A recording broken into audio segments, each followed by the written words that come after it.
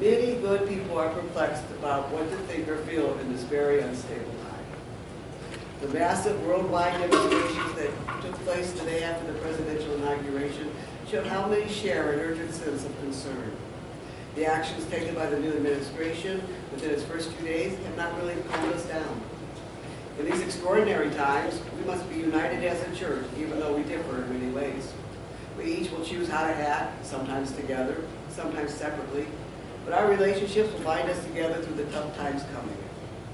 I found an interesting article in the Atlantic this week. Emma Green reported, in the wake of Donald Trump's election, some conservative Christians have been reckoning with feelings of alienation from their peers, who generally voted for Trump in strong numbers. But at least some progressive churches are experiencing the opposite effect. People have been returning to the pews. This Sunday, after the election was the size of an average Palm Sunday, said the pastor of one Methodist church. More than 30 first-time visitors signed in that day, which is what we typically get in a month.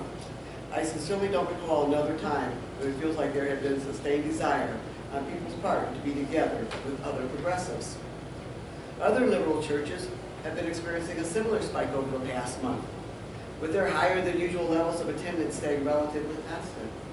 This suggests that some progressives are searching for a more moral vocabulary in grappling with our current situation, including ways of thinking about community that don't have to do with electoral politics. Other pastors said they'd had similar experiences in the past few weeks. In a small group discussion at Park Avenue Baptist Church in Atlanta, many said they felt personally threatened, especially our LGBTQ folks, and Trey Lyon, the pastor for communication and engagement. For many churches, these difficult times have created a newfound sense of mission. For us here, our values aren't just theoretical anymore. The victims aren't hypothetical. Some in this room could lose their health insurance. Others here could lose their protection from discrimination. It hits really close to home. And this may be an opportunity for us to be a haven for our area. What we do still have is our strength together, although we must each decide for ourselves how to handle the future. We have many things in common. Our principles, our love for each other. That's our root. Inside, we each walk our own walk. The Unitarian Universalist Church as a whole calls us to come forward, work together with other UUs, our community, and the wider web to stand on the side of love. I know not each of us will agree with every point, but so we can discuss our roles, I still would like to read a letter written by the Reverend Peter Morales, President of the Unitarian Universalist Association, and the Honorable Thomas Andrews, President and CEO of the Unitarian Universalist Service Committee. Dear friends with faith and conscience, we're writing with what we expect is the same urgent sense of concern you're feeling about the results of the presidential election and what will follow. Based on the many conversations we've had with each other, people of our communities, our partners, and those most likely to face looming threats, we've concluded that in these extraordinary times, we must be united in purpose to protect the values of our democracy and those vulnerable populations among us. To that end, we have undertaken an unprecedented degree of coordination between the Unitarian Universalist Association and the Unitarian Universalist Service Committee. There is a sense of urgency, a need for diligence, and there is a clarity that we must act not alone, but together. We need everyone, including you, your congregation, your friends, and your colleagues. As a first step, we have prepared a declaration of conscience, stating in the strongest possible terms our commitment to these troubling times. By signing the declaration, individuals and congregations will be affirming our core values and declaring our willingness to put them into action.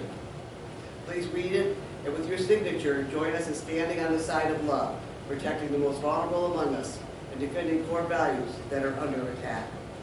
We will be vigilant of administration actions, policies, and verbal assaults that undermine the principles of our declaration or disparage, threaten, or attack innocent people. We will respond by speaking truth to power and mobilizing support for those who are under siege. To be successful, your support and that of your congregations will be critical. This is not about partisan politics. It is a principled response to the potential targeting of people, not for what they have done, but for who they are.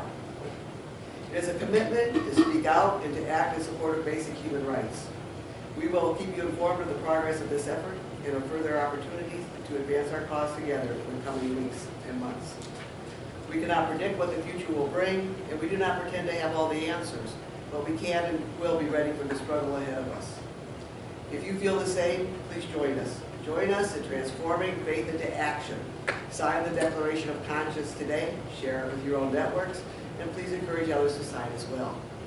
Thank you for your concern, vigilance, and willingness to act in faith and solidarity. The Reverend Peter Morales and the Honorable Thomas Andrews. And here's the statement that many of you are signing, and you can go online and sign it if you feel that you would like to do so. I have done so. Declaration of Conscience.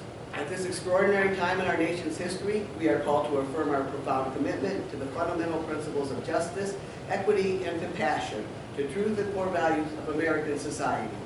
In the face of looming threats to immigrants, Muslims, people of color, and the LGBT community, and the rise of hate speech, harassment, and hate crimes, we affirm our belief in the inherent worth and dignity of every person. In opposition to any steps to undermine the right of every citizen to vote, or to turn back advances in access to health care and reproductive rights, we affirm our commitment to justice and compassion in human relations. And against actions to weaken or eliminate initiatives to address the threat of climate change, actions that would threaten not only our country but the entire planet. We affirm our unyielding commitment to protect the interdependent web of all existence. We will oppose any and all unjust government actions to deport, register, discriminate, or despoil.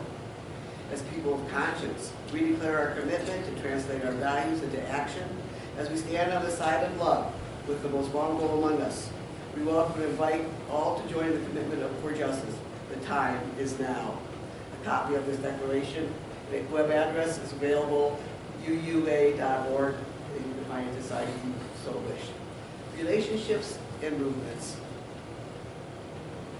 Last year, the year before, we did 30 Days of Love. It is time for that again. This is the first week. So these are 2 points regarding the statement, which I've already mentioned, relationships and issues. We must balance these to survive. Movements are made of people and organizations in relationships with each other.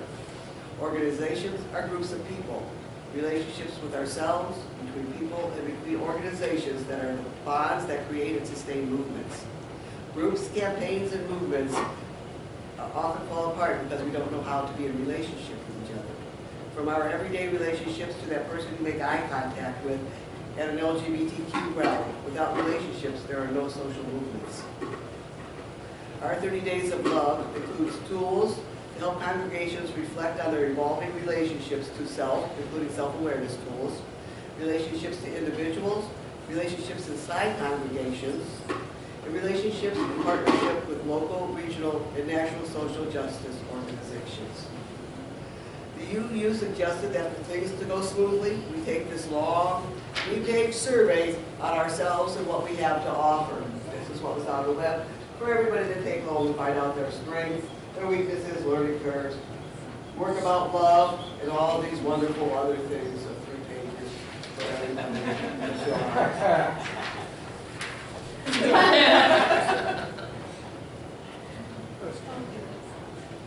We're a small church. I can pretty much know how most of the people here would describe what they have to offer. Glenn, you have amazing leadership skills. Ariel, you show compassion for everyone's difficulties no matter what. We know what we've got, so we probably don't need this survey. But what we do need is to learn how to hold on to each other through this tough time while making a real difference in our world. We need Denise's ideas and Roger's practical sense of how to make things happen. We can do this with wisdom on knowing when to join together and when to go on our own ways. Talk with each other and reason things out and find these connections.